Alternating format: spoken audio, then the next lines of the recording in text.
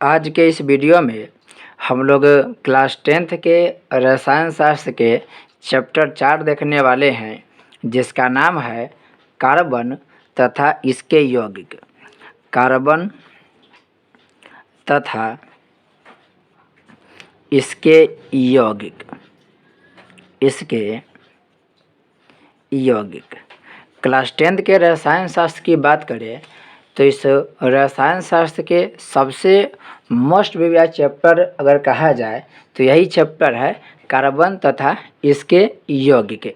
इसमें आपको थोड़ा मेहनत करना पड़ेगा, इसमें थोड़ा सा आपको दिमागी कसरत करना पड़ेगा, तब जाके ये चैप्टर कवर होने वाला है। ये काफ़ी अच्छा चैप्टर है। अगर इस चैप्टर को सही तरीक़ा से आप समझ रहे हैं, सही तरीक़ा से इसके प्रश्नों को आप देख रहे हैं, तो इतना यकीन रहिए कि आने वाले जो क्लास है, जैसे 11th 12th जो भी क्लास है या जो भी प्रतियोगी परीक्षा की तैयारी करने वाले बच्चे हैं, उन सब के लिए काफ़ी हेल्पफुल रहने वाला है। तो बड़ी बारीकी से एक एक बात को सुनते जाए और हो सके तो एक एक बात को आप लोग नोट भी करते जाए। यहाँ पर आपको ऑप्शन के अलावा बहुत सारे बात को बताई जाएगी जो परीक्षा के दृष्टिकोण से और आपके नॉलेज के दृष्टिकोण से काफ़ी महत्वपूर्ण रहने वाली है। तो चलिए शुरू करते हैं इस वीडियो को। पहला प्रश्न है, प्रयोगशाला में संश्लेषित पहला कार्बनिक यौगिक है। तो प्रयोगशाला में संश्लेषित पहला जो कार्बनिक यौगिक है, याद रखिए यहाँ पर दिया कार्बनिक यौगिक, वह कार्बनिक यौगिक यूरिया है। यूरिया। साथ ही साथ आप सभी जो यौगिक है उस सब के रासायनिक सूत्र को भी याद करते जाएंगे। यूरिया के रासायनिक सूत्र हो गया NH2, फिर यहाँ पर दिया CO, फिर NH2। तो देखिए NH2 आगे भी है, फिर NH2 पीछे भी है और ये CO जुड़ा हुआ है। तो यूरिया प्रयोगशाला में संश्लेषित होने वाला पहला यौगिक है। और इसके साथ साथ प्रश्न ये भी पूछता है कि ये जो यूरिया है, इस यूरिया का संश्लेषण सबसे पहले किसने किया था। इस यूरिया का संश्लेषण सबसे पहले वोहलर नामक वैज्ञानिक ने किया था। वोहलर नामक वैज्ञानिक ने किया था। तो आप लोग वोहलर के नाम का भी ध्यान रखेंगे। यदि आपको अक्षर नहीं दिखाई दे रहा होगा तो लास्ट में सभी अक्षर को आपको इस तरीक़ा से जो चमकीला कलर के करके आपको दिखा दिया जाएगा, आप उसकी चिंता मत कीजिएगा। फिर यहाँ पर दिया CH4। इस CH4 मीथेन का रासायनिक सूत्र है। मीथेन का, मीथेन जिसे हम लोग मार्स गैस भी कहते हैं, तो याद रखेंगे ये मीथेन हो गया। यहाँ पर दिया CH3 COOH, यह एसेटिक अम्ल का या एसेटिक एसिड का रासायनिक सूत्र है। तो यहाँ पर होगा एसेटिक एसिड। अगर आप लोग अम्ल, क्षार और लवण पढ़े होंगे तो वहाँ पर आपको बताया गया होगा कि CH3 COOH ये जो एसेटिक अम्ल है यह एक दुर्बल अम्ल है। तो इस तरीक़ा से हम लोग चारों जितने भी यहाँ पर विकल्प होंगे, यह विकल्प कोई खास नहीं है, ये विकल्प कोई मायने नहीं है। इससे जो भी यहाँ पर विकल्प दिया गया है जो 10th के एग्ज़ाम के दृष्टिकोण से सही रहने वाली है, उन सब का हम लोग विश्लेषण करते जाएंगे। तो आपका काम क्या है कि जो भी एक्स्ट्रा बातें बताई जा रही है उन सभी एक्स्ट्रा बातों को आप लोग अपने कॉपी में नोट करते जाएंगे। नेक्स्ट है, प्रथम कार्बनिक यौगिक यूरिया का संश्लेषण किसने किया था। प्रथम कार्बनिक यौगिक यूरिया का संश्लेषण वोहलर ने किया था। अभी आपको बताया गया है ये जो वोहलर है ये सबसे पहले यूरिया का संश्लेषण किया था। ऑप्शन क में दिया है कोल्बे। ये जो कोल्बे है इसका पूरा नाम था हरमन कोल्बे। ये जो हरमन कोल्बे है यह अकार्बनिक पदार्थ से एसेटिक अम्ल का संश्लेषण किया था। आपको यहाँ पर लिख दे रहे हैं, ये जो कोल्बे नामक व्यक्ति है, ये कोल्बे नामक व्यक्ति सबसे पहले अकार्बनिक पदार्थ से, इस बात पर ध्यान रखिएगा, अकार्बनिक पदार्थों से एसिटिक एसिड का या एसिटिक अम्ल का संश्लेषण किया था। तो यदि आपसे प्रश्न पूछे कि बताइए एसिटिक अम्ल का संश्लेषण किसने किया था प्रयोगशाला में, तो उसका जवाब होगा हरमन कोल्बे। संश्लेषण किया था। ऑप्शन सी में है, ग में है बर्जिलियस। ये जो बर्जिलियस है ये जीवन शक्ति का सिद्धांत दिया था। यह भी प्रश्न पूछा जाता है कि जीवन शक्ति का सिद्धांत किसने दिया था। यह जीवन शक्ति का सिद्धांत बर्जिलियस ने दिया था। और यह व्यक्ति बोला था कि हम किसी भी कार्बनिक पदार्थ को प्रयोगशाला में नहीं बना सकते हैं। और इसका यही बर्जिलियस का जो शिष्य था वह वोहलर था। लेकिन वोहलर ने प्रयोगशाला में कार्बनिक यौगिक का निर्माण किया था। और वर्तमान समय में सबसे ज़्यादा प्रयोगशाला में कार्बनिक यौगिक का निर्माण हुआ है। बर्जिलियस की जो बात था उसका ठीक उल्टा किया था वोहलर ने। वोहलर ने सबसे पहले यूरिया को बनाया था जो कार्बनिक यौगिक है। और जबकि बर्जिलियस ने यह कहा था कि किसी भी कार्बनिक पदार्थ को हम प्रयोगशाला में बना ही नहीं सकते हैं, ये प्रकृति का देन है या मानव के द्वारा नहीं बनाया जा सकता है। और इसका ठीक उल्टा ये किया था। तो इसका जवाब याद रखिएगा। कोल्बे क्या किया था? कोल्बे एसिटिक एसिड का संश्लेषण किया था। बर्जिलियस जीवन शक्ति का सिद्धांत दिया था। और वोहलर पहला व्यक्ति था जो यूरिया का संश्लेषण किया था, यानी कि पहला कार्बनिक यौगिक का संश्लेषण किया था प्रयोगशाला में। नेक्स्ट है, जीवन शक्ति के सिद्धांत का प्रतिपादन किसने किया था? अभी आपको जवाब दिया बर्जिलियस। यही बर्जिलियस जीवन शक्ति का सिद्धांत दिया था। वोहलर यूरिया के संश्लेषण किया था। लभावजे, ये जो लेवोजियर या लेभावजे है, लभावजे को लेवोजियर भी कहा जाता है, यह रसायन शास्त्र के पिता माने जाते हैं। और कोल्बे को बताएं आप लोगों को, यह एसिटिक एसिड का संश्लेषण किया था। नेक्स्ट है, कार्बनिक पदार्थों में निम्नांकित कौन से गुण पाए जाते हैं? जो कार्बनिक यौगिक है कौन कौन से उसमें गुण होता है? पहला करा है, ये रंगहीन एवं गंधहीन होते हैं। ये बिल्कुल गलत है। जो कार्बनिक यौगिक होता है वो कार्बनिक यौगिक में बहुत सारे रंग भी होते हैं और बहुत सारे उनके अलग अलग गंध भी होते हैं। आप अपने आसपास में जितने भी पदार्थ को देखेंगे उसमें कार्बन की मात्रा होगा। जैसे कि यहाँ आप देख सकते हैं जो पेंसिल से हम लिख रहे हैं, इस पेंसिल में भी कार्बन की मात्रा है। ये जो आप देख रहे हैं ग्रेफाइट, ये ग्रेफाइट कार्बन का ही एक रूप है। आप पढ़ते होंगे ग्रेफाइट कार्बन का अपर रूप है।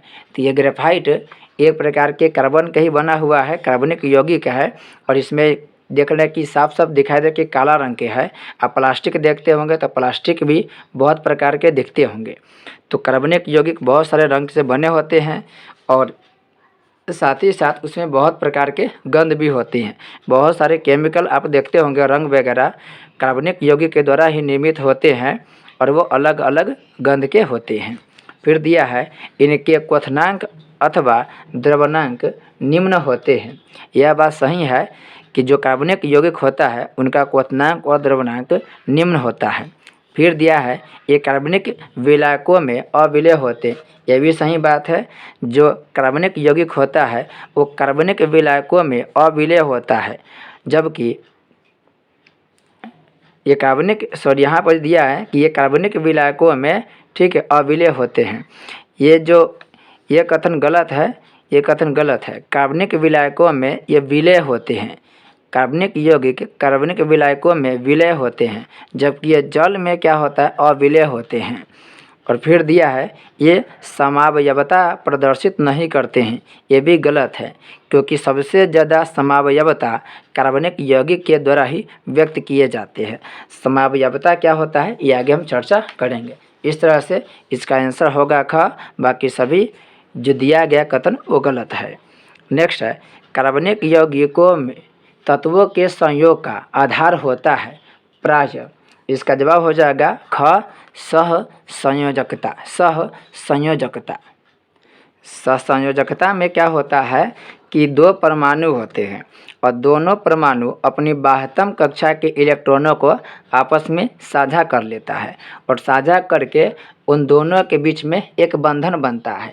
वो जो बंधन बनता है उसी बंधन को सहसंयोजकता बंधन या सहसंयोजक बंधन कहा जाता है। जैसे आपको एग्जाम्पल के तौर पर दिखा दे तो मान लिया जाए कि ये कोई ए नाम के परमाणु है। अब ए नाम के परमाणु है और यहाँ पर कोई बी नाम के परमाणु है।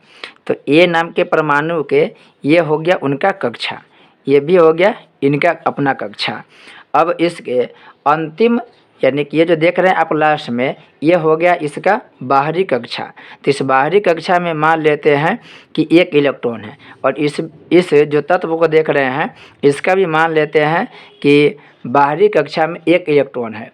अब इसको अस्थायी होने के लिए इसके इलेक्ट्रॉन की आवश्यकता है, और इसको अस्थायी होने के लिए इसकी इलेक्ट्रॉन की आवश्यकता है। तो ये दोनों क्या होगा, आपस में साझा कर लेगा। ये अपना इलेक्ट्रॉन इसके साथ साझा करेगा, ये अपना इलेक्ट्रॉन इसके साथ साझा करेगा। तो इसको 2 इलेक्ट्रॉन हो गया, इसके पास भी 2 इलेक्ट्रॉन हो गया।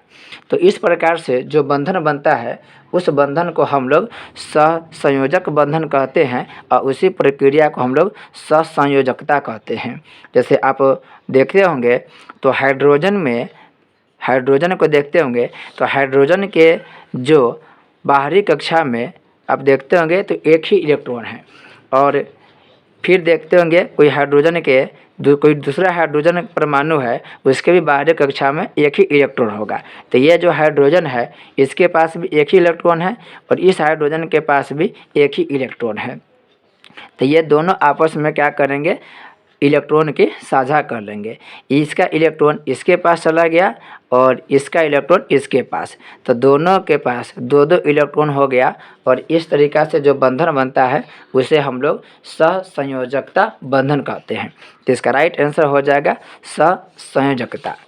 नेक्स्ट है 6ठा नंबर प्रश्न, करा है एल्डिहाइड श्रेणी के यौगिकों में निम्नलिखित में कौन क्रियाशील समूह विद्यमान होता है। एल्डिहाइड श्रेणी के बात बोल रहा है, तो जो एल्डिहाइड श्रेणी के जो समूह है, यहाँ पर आपको जो चारों ऑप्शन दिखाई दे रहा है, ये चारों कहीं ना कहीं क्रियाशील समूह के ही एग्जाम्पल है। चारों के चारों क्रियाशील समूह के एग्जाम्पल हैं। इसमें से अगर एल्डिहाइड श्रेणी की बात करें तो एल्डिहाइड श्रेणी के जो एल्डिहाइड श्रेणी के जो एक है वह है CHO। ये जो CHO है यह एल्डिहाइड श्रेणी के यौगिक के नाम है। यहाँ पर जो दिया है OH, यह हो गया हाइड्रॉक्सिल समूह। ये जो OH है यह होता है हाइड्रॉक्सिल समूह। यह आपको अच्छा तरीका से बुक में दिया है, वहाँ पर भी देख सकते हैं। यहाँ पर लिख सकते हैं हाइड्रॉक्सिल समूह, इसका संकेत OH है। फिर यहाँ पर दिया है COOH। ये काफ़ी इंपॉर्टेंट है, यहाँ से प्रश्न हमेशा पूछा गया है।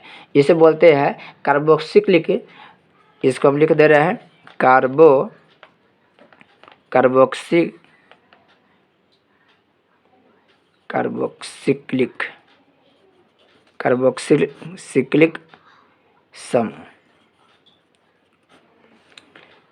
यह क है, यह हो गया कार्बोक्सिलिक समूह। कार्बोक्सिलिक समूह के जो सूत्र है यहाँ पर ध्यान से अच्छा से लिख लेंगे,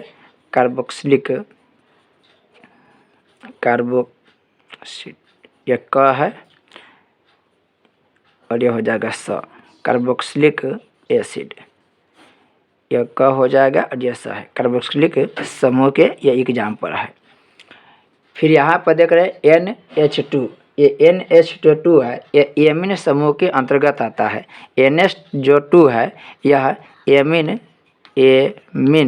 समूह है, ये एमीन समूह है।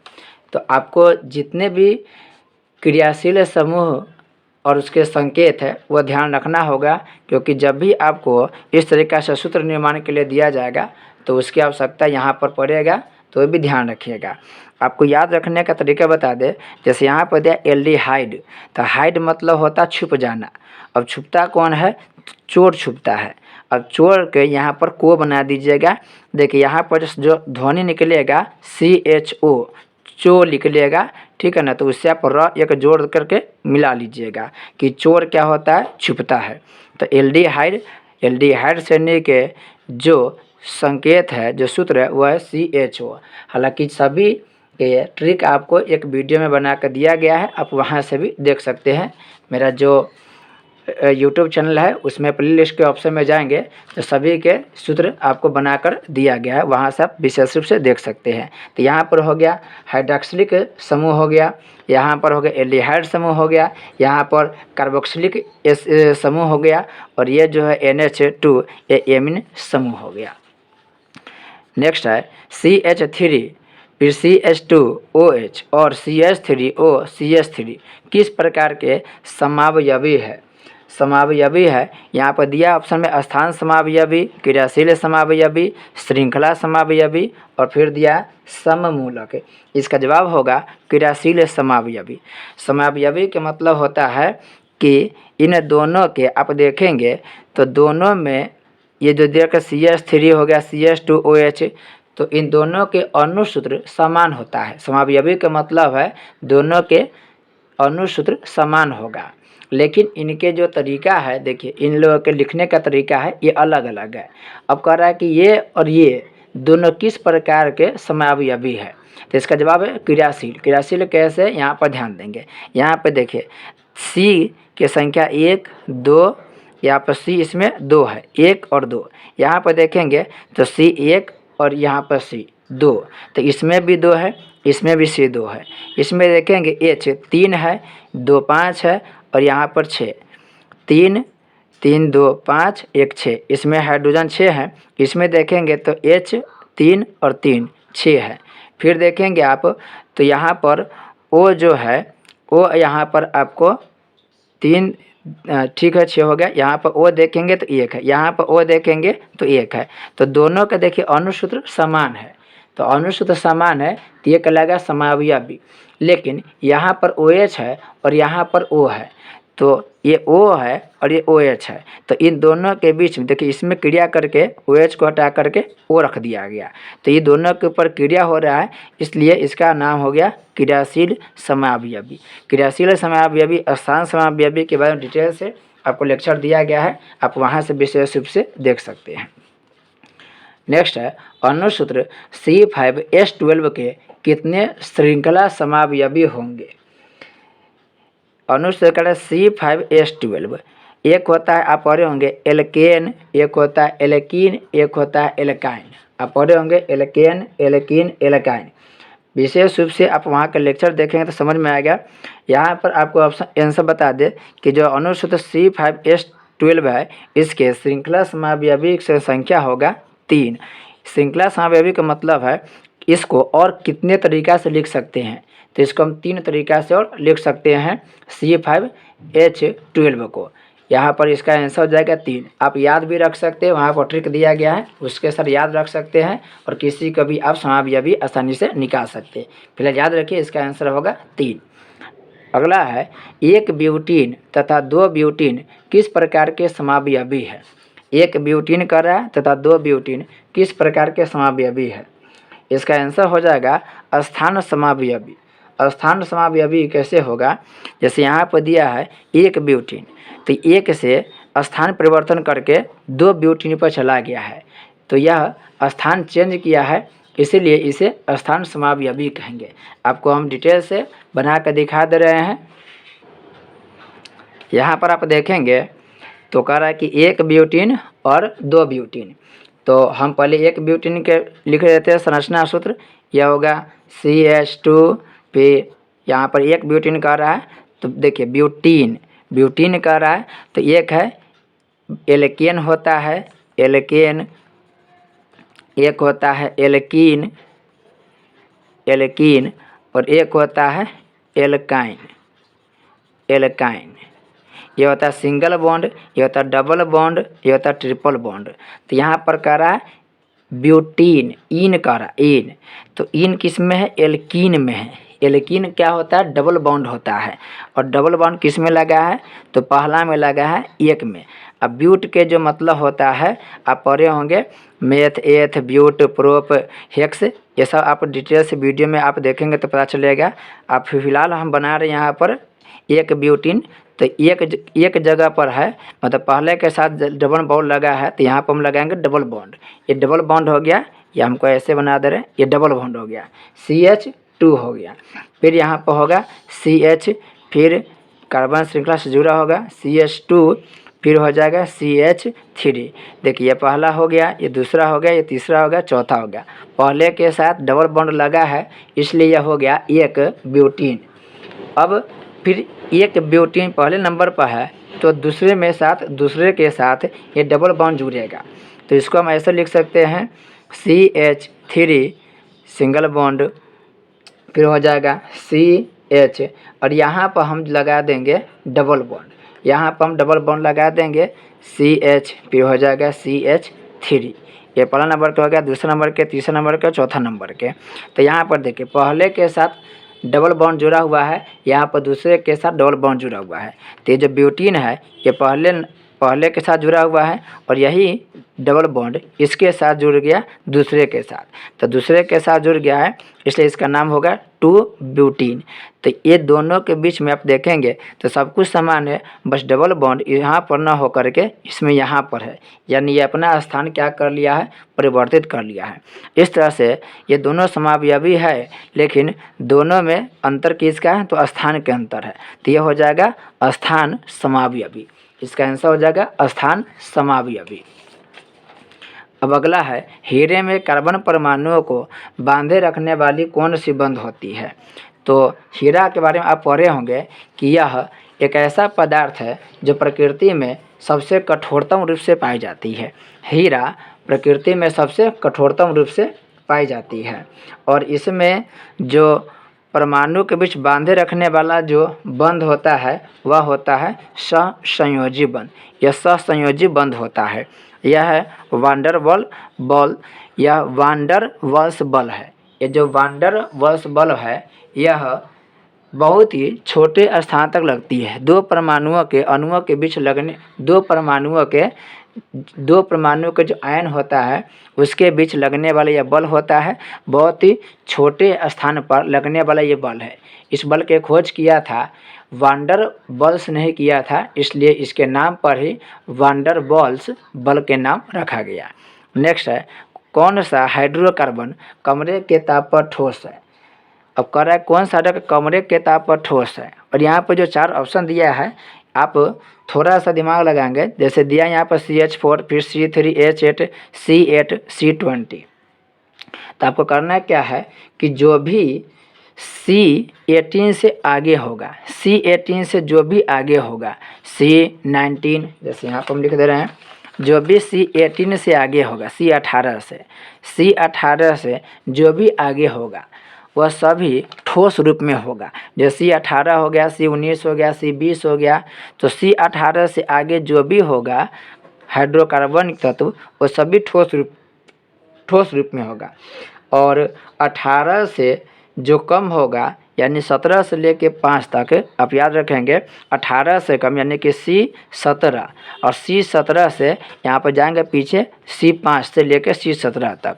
तो C5 से लेके C17 तक जितना भी हाइड्रोकार्बन युक्त मिलेगा वो सभी द्रव अवस्था में मिलेगा, द्रव अवस्था में। और C5 से पहले वाला जो भी मिलेगा वो सभी गैसीय अवस्था में रहता है। जैसे आप मीथेन वगैरह को देखेंगे तो सो गैस फॉर्म में है। तो आप इसको ऐसे आप याद कर सकते हैं कि C1 से लेकर के C4 तक ये जितना भी मिलेगा ये गैस रूप में मिलेगा, ये गैसीय अवस्था में रहेगा। और C5 से लेकर, चूँकि 4th यहीं पर है, C5 से लेकर के आपको C70 तक जो भी हाइड्रोकार्बन मिलेगा वह मिलेगा द्रव रूप में। और C18 से लेकर के आगे जितना भी आएगा वह सभी ठोस रूप में होगा, क्योंकि देख रहे हैं इसमें बहुत ज़्यादा कार्बन की श्रृंखला है, ये ठोस रूप में होगा। तो यहाँ पर पूछा ठोस रूप में, तो ये C20 से देखिए 18 के बाद है तो ये ठोस रूप में होगा। ये देखिए 8 है तो कहीं ना कहीं 5 और 17 के बीच में है, तो ये क्या हो जाएगा द्रव रूप में। और ये सब हो जाएगा, देखिए इसमें 1 है, इसमें 3 है, तो ये हो जाएगा गैस रूप में। अब नेक्स्ट है क्या, नेक्स्ट प्रश्न है, निम्न में कौन योगशील क्रियाएं, करा कि निम्न में कौन योगशील अभिक्रियाएं प्रदर्शित करता है। योगशील अभिक्रियाएं, योगशील जो अभिक्रिया होता है वह केवल असंतृप्त हाइड्रोकार्बन यह प्रदर्शित करता है। तो याद रखेंगे जो असंतृप्त हाइड्रोकार्बन है वह असंतृप्त हाइड्रोकार्बन ही योगशील अभिक्रियाएं प्रदर्शित करता है। और असंतृप्त हाइड्रोकार्बन की बात करें तो वह होता है एल्कीन और एल्काइन। जैसे अभी आपको हम बताए हैं कि एक होता है एल्केन, एक होता है एल्केन, एक होता है एल्कीन और एक होता है एल्काइन, एक होता है एल्काइन। तो एल्केन जो होता है वो सिंगल बॉन्ड होता है, एल्कीन जो होता है वो डबल बॉन्ड होता है और एल्काइन ट्रिपल बॉन्ड होता है। इसमें ये जो एल्केन है यह एल्केन संतृप्त होता है, संतृप्त होता है, संतृप्त। और बाकी जो दो देख रहे हैं यह होता है असंतृप्त, असंतृप्त, असंतृप्त होता है। अब जो भी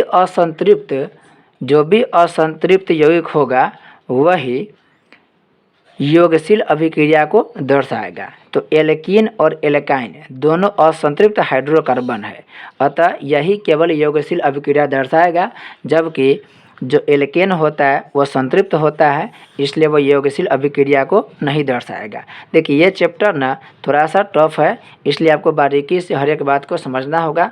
जो भी बुक है उस बुक को स्टडी ठीक से करना पड़ेगा, तब जाके आपका क्वेश्चन बनेगा। यहाँ पर अगर आप रट रहे हैं तो निश्चित मानिए कि 1-2 दिन मेहनत करके रटिएगा और अगले ही दिन आप पूरे तरीक़े से भूल जाइएगा। तो सभी बातों का आप बारीकी से सुनेंगे और रटने की कोशिश बिल्कुल भी नहीं करेंगे। तो देखिए योगशील जो अभिक्रिया हो वह योगशील अभिक्रिया सिर्फ असंतृप्त हाइड्रोकार्बन दर्शाएगा। अब हाइड्रोकार्बन जो असंतृप्त है उसमें एक होता है एल्कीन, एक होता है एल्काइन। अब इसमें जो देख रहे हैं एल्केन, तो जो एल्केन है वो एल्केन संतृप्त होता है, इसलिए ये नहीं होगा। फिर यहाँ पर एल्कीन, तो एल्कीन होगा, एल्कीन क्या होगा, होगा। एल्कीन इसलिए होगा क्योंकि देखिए यहाँ पे एल्कीन है ये असंतृप्त है, तो ये होगा। अब आप यहीं से आपका जवाब हो गया कि ख होगा, क्योंकि दे रहा है घ इनमें से सभी, तो इनमें से सभी नहीं होगा क्योंकि एल्केन तो पहले ही नहीं है, इसलिए इसका जवाब हो जाएगा एल्कीन, क्योंकि एल्कीन क्या है, एक असंतृप्त हाइड्रोकार्बन है। यहाँ पर दे एल्किल समूह, ये भी नहीं होगा, इसका जवाब हो जाएगा ख। नेक्स्ट है कैल्शियम कार्बाइड जल के साथ अभिक्रिया करके देता है। अब जो कैल्शियम कार्बाइड है वह अभिक्रिया करके एथाइन देता है, एथाइन देता है। अब यह कैसे देता है इसका डिटेल चर्चा हम लोग किए हैं, फिलहाल समझ लीजिए। जैसे कि कैल्शियम कार्बाइड जिसका नाम हो गया CaC2 और यह अभिक्रिया करेगा किसके साथ, H2O के, यानी कि जल के साथ। तो जैसे ही अभिक्रिया करता है, अभिक्रिया करने के बाद ये बनाता है C2H2 और C2H2 बनाने के बाद यह CaOH के होल्टवासी देता है। तो ये जो C2H2 है, C2H2 यह एसिटिलीन गैस है और एसिटिलीन गैस ही एथाइन कहलाता है। तो इसका आंसर हो जाएगा एथाइन, C2H2 या एथाइन हो जाएगा। नेक्स्ट है 14 नंबर प्रश्न है निम्न में किसके जल अपघटन से मीथेन बनता है। निम्न में किसके जल अपघटन से मीथेन बनता है, इसका जवाब हो जाएगा किसके जल अपघटन से मीथेन बनता है। तो यहाँ पर देखेंगे तो इसका जवाब हो जाएगा CH3 नहीं, इसका देखिए हो जाएगा आपको जवाब यह ख हो जाएगा Al4। यहाँ पे ऑप्शन में हम इधर चले गए थे, यहाँ पर हो जाएगा Al4C3, Al4C3। इसके अपघटन से, जल अपघटन से क्या होगा, मीथेन गैस बनेगा। ये ध्यान रखिएगा, ये जो Al4C3 है यह होता है एल्युमिनियम कार्बाइड, एल्युमिनियम कार्बाइड, और एल्युमिनियम कार्बाइड के जल अपघटन से मीथेन बनता है, इसको ध्यान रखेंगे। नेक्स्ट है विसरित डिफ्यूज्ड सूर्य के प्रकाश में मेथेन क्लोरीन के अधिक में अभिक्रिया करके देता है। तो विशेष सूर्य के प्रकाश में मीथेन क्लोरीन के अधिक में अभिक्रिया करने के बाद यह देगा CCl4, यानी कार्बन टेट्रा क्लोराइड देगा, यह देगा CCl4। अब यह कैसे होता है, यह आपको डिटेल से वीडियो देखने में पता चलेगा कि कैसे जो क्लोरीन होता है, आप पढ़ेंगे कि जो 4 हाइड्रोजन होगा वो क्या करता है, क्लोरीन को हटा देता है। ये आप डिटेल से आप पढ़ेंगे, जब आपको वीडियो देखिएगा उसमें डिटेल समझ में आएगा। फिलहाल समझिए कि CCl4 होगा। नेक्स्ट है एथीन को जब CCl4 की उपस्थिति में Br2 के साथ अभिकृत किया जाता है तब कौन सा यौगिक बनता है। इसका हो जाएगा 1,2 डाइब्रोमोएथीन, इसका हो जाएगा 1,2 डायब्रोमोएथीन। इसका भी आप लोग जब आप सही से वीडियो देखिएगा तो पता चलेगा कि इसको लिखने का तरीका क्या होता है, सभी को डिटेल से बताया गया है। ये भी बताया जाएगा कि 1-ब्रोमो-2 क्लोरोएथेन क्या होता है, लिखने का तरीका भी डिटेल से आपको बताया जाएगा। यहाँ पर सब बात को अगर एक्सप्लेन करेंगे तो यही सिर्फ ऑब्जेक्टिव की सॉल्व करने में 1 घंटा से अधिक वक्त लग जाएगा। तो आप याद रखिए 1,2 डायब्रोमोएथीन हो जाएगा। नेक्स्ट है, निम्न में कौन सी गैस धातु वेल्डिंग में प्रयुक्त होता है? इसका आंसर हो जाएगा एसिटिलीन गैस। एसिटिलीन गैस क्या होता है? धातु वेल्डिंग में प्रयोग होता है। और इसी के साथ साथ आप पढ़े होंगे एथिलीन। ये जो एथिलीन है वह एथिलीन कृत्रिम रूप से फल के जो आप पढ़े होंगे कि हार्मोन्स है उसमें एक होता है एथिलीन, और यह फल के पकाने में क्या करता है? सहायक होता है। और यह कृत्रिम रूप से फल को पकाने में सहायक होता है, और ये पौधे में ही फल को पकाने में सहायक होता है। नेक्स्ट है, जब एथेनॉल को सांद्र H2SO4 के साथ गर्म किया जाता है तब बनता है। जब एथेनॉल को करा कि सांद्र H2SO4 में गर्म करते तब क्या बनता है? तो यदि आप इसको गर्म करेंगे तो वह एथिलीन बनेगा, वह एथनिल बनेगा। एथिलीन कैसे बनेगा आप इसका प्रक्रिया देख सकते हैं, या आप विशेष के लिए आप वीडियो देखेंगे तो वहाँ पर समझ में आएगा। फिलहाल के लिए आप समझिए, करा कि सांद्र H2SO4 के साथ तो एथनिल करा, तो एथनिल के आपको सूत्र याद होना चाहिए। एथनिल का होता है एथेनॉल का C2H5OH, C2H5OH होता है, और यह अभिक्रिया करा H2SO4 का मतलब सल्फ्यूरिक अम्ल H2SO4 एक प्रबल अम्ल होता है H2SO4। अब इसके साथ जैसे अभिक्रिया करेगा तो बन जाएगा C2H4 बन जाएगा। अब C2H4 ये जो सूत्र है, यह सूत्र एथिलीन का होता है, तो यह हो जाएगा एथिलीन गैस। नेक्स्ट है, निम्न में कौन सा एल्कोहल जल में सबसे कम विलेय है? सबसे कम विलेय कर रहा है। ऐसे प्रश्न के उत्तर जानने के लिए आप ऑप्शन में देखिए कि किसमें कार्बन की मात्रा ज़्यादा है, कार्बन की संख्या ज़्यादा है। जिसमें कार्बन की संख्या ज़्यादा होगा वही आंसर हो जाएगा। तो यहाँ पर आप देखेंगे तो ऑप्शन जो घ है उसमें कार्बन की संख्या आपको ज़्यादा मिलेगा, इसमें कार्बन की संख्या ज़्यादा है। तो जो भी कार्बनिक यौगिक होता है वह जो कार्बनिक यौगिक होता है वो क्या होगा? जल में कम विलेय होगा, जल में क्या होगा? कम विलेय होगा। जबकि कार्बनिक यौगिक कार्बन में क्या होता है? कार्बनिक यौगिक में ज़्यादा विलेय होता है। तो यह हो जाएगा answer CH3 CH2 CH2 CH2OH, इसमें ज़्यादा कार्बन की मात्रा है, अतः यह जल में कम विलेय होगा। नेक्स्ट है, एल्कोहल बनाने में शर्करा का किण्वन किसकी क्रिया से होती है? तो शर्करा बनाने में एल्कोहल बनाने में जो शर्करा का किण्वन है वह शर्करा का किण्वन एंजाइम की क्रिया से होता है। याद रखेंगे, एंजाइम की क्रिया से होता है। नेक्स्ट है, ओलोइक स्टीयरिक पामिटिक अम्ल है। ये बहुत अच्छा प्रश्न है, इसे याद रखेंगे, ये बहुत ही अच्छा प्रश्न है, ये पूछने वाला प्रश्न है। करेक्ट, ओलेइक स्टीयरिक अपामिटिक अम्ल है। ये सभी वसीय अम्ल के एग्जाम्पल है। इसका जवाब हो जाएगा वसीय अम्ल। वसीय अम्ल होता क्या है? देखिए, कार्बन 12 से लेकर कार्बन 20 तक, कार्बन 12 से लेकर के आपको